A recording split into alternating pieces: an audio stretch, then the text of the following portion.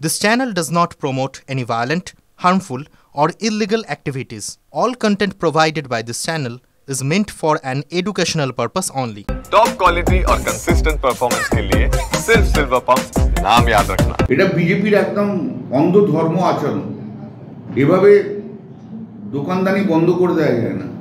মাছ মাংস বিক্রি করা মানে শ্রাবণ মাসে বিক্রি করে দেওয়া বন্ধ করে দেওয়া যায় না।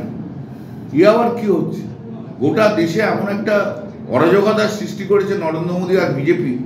গোটা দেশে একদম মানে ধর্মকে ভিত্তি করে যেভাবে হিন্দু ধর্মের মানুষদের প্রতিও অত্যাচার করছে, এ ভাবাই যায় না। এ নরেন্দ্র মোদী যতদিন থাকবে ততদিন এই সমস্ত হবে। বিজেপি একটা অসভ্য বর্বরের দল একটা। বিহারে যে হসপিটালে ঢুকে মার্ডার করা হয়েছে সেই নিয়ে কি বলবেন?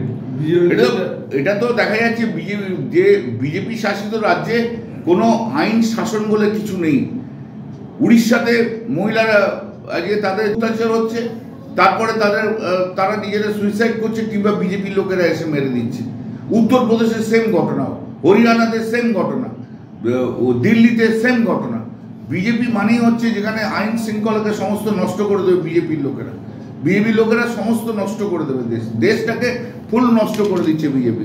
একটা অসভ্য বর্বরের দল হচ্ছে বিজেপি। এই ক্ষেত্রে বিরোধীরা বলছে বাংলার যোগ আছে, যারা অ্যারেস্ট হয়েছে সবই বাংলার লোক। হ্যাঁ, তারা তো বিজেপিরই লোক, পশ্চিমবাংলার বিজেপিরই লোক।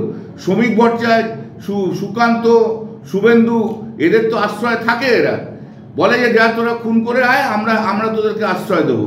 ও তো বিজেপির আশ্রিত সব গুন্ডা এরা।